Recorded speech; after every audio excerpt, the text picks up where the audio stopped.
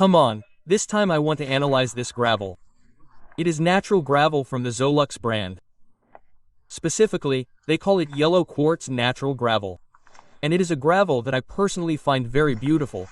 It seems to me a very natural gravel and I wanted to try it. So let's get to it. As we can see, in this case the bag is only 1 kilo. And here you can see that the brand itself tells us that before using it, it must be washed several times with clean water and that the composition is neutral natural rock. We will see that later with the tests. And, as I said, this bag is 1 kilogram, which I bought expressly to make the video, but, for example, they sell it in larger bags, I think between 5 and 10 kilogram.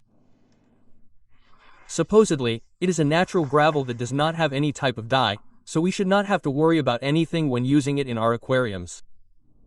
Okay, let's start testing. I'm going to open the bag and give myself a second.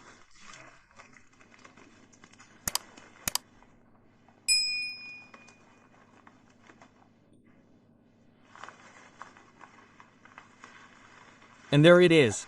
A small handful is enough. Okay, here you can see it up close. As I said, it's natural gravel. As you can see, it has different colors and sizes, which will give it a very natural effect in the aquarium.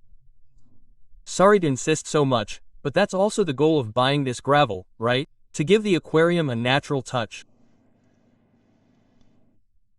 As you can see, a little closer, well, there are different colors, some white, others totally different like black, but what predominates the most is perhaps a little yellow, right?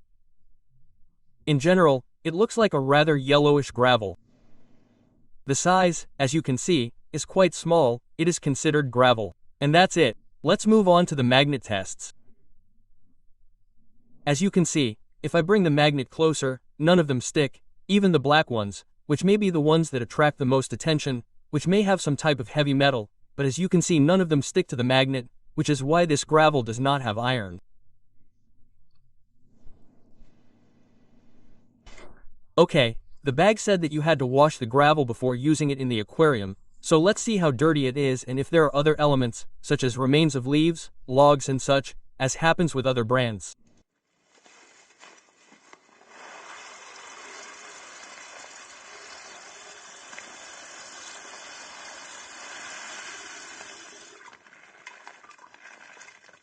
Well, there you have it, you can see it. Yes, it does come a little dirty, the water is a little cloudy, but you can't see any strange elements, you can't see remains of leaves or small pieces of wood or anything like that, so it comes quite clean, honestly. A few rinses will be enough. And regarding dust, notice that, for example, here in the bag you can see that it is not excessively loaded with dust, rather it is remains of the rock that has been degrading. It's not sand, it doesn't cloud the water. Okay, here we have the 14L aquarium. It's the classic aquarium that I always use for this type of test. And well, as you can see, I already have the gravel in place, and what I'm going to do now is simply measure the water parameters from day 1, from today, and I'll measure them tomorrow. That would be, in case there was a sudden change in parameters, we could see it the following day, and then on the 7th day, when a week has passed, to see how these parameters have evolved, if they evolve. Of course, while we wait, I'm going to show you more about this gravel. Well, here you can see the gravel inside the aquarium with water. The gravel is already wet, it has a different coloration and the camera may not be able to capture it, but I can tell you that it has a tone, as I said before, rather yellowish, okay? The predominant color is yellow, but it is true that due to all the types of grains of different colors, it gives it a more natural effect, a roll, let's call it a river roll, I don't know, it's quite cool. I personally like it a lot. Let's see how easy it is to siphon an aquarium with this type of gravel. For example, here I have a siphon, in this case small, it is perhaps used more in small aquariums, that is in micro aquariums, in nano aquariums, in aquariums where it is very difficult to put another type of siphon. There you can see that I have the siphon with the flow at full and we do not take any grain of gravel to the bucket. There you can see that it can be siphoned perfectly. And as I say, no grain goes into the bucket. You can see it there. And as you can see, The water does not get cloudy at all or practically not at all if we remove the sand, okay? And there you can see it. In the case of using a siphon, it would be a slightly larger one. In this case it would be a medium-sized siphon. Well, you can see there that it can be siphoned perfectly.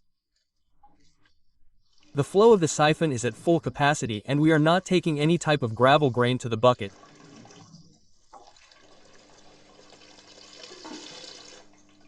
And as you can see, the water does not get cloudy, I insist.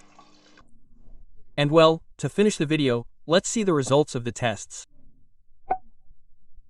On day 1 we started with a TDS of 210, a pH of 6.2, a GH which is the hardness of 6 and a KH of 1. Come on, the next day, after 24 hours, day 2, the TDS had risen to 212, that is, practically nothing, unnoticeable. The pH had risen a little and remains at 6 and 5. The hardness remains exactly the same at 6 and the KH the same, it remains at 1. A week later, on the 7th, we measured the parameters again and the TDS was at 213. It had remained practically stable all week. The pH had remained at 6.5 again, that is, the pH after 24 hours remained stable. The hardness in this case had gone up 1 point, remaining at GH7, which did not seriously modify the value of this parameter either, and the KH remained at 1. In conclusion, this is a gravel that practically does not modify the values of the aquarium water at all, which makes it a perfectly suitable gravel for our aquariums. Well, let's end the video here. I hope you liked the video and found it useful. If so, give it a like and leave me a nice comment. See you in the next video.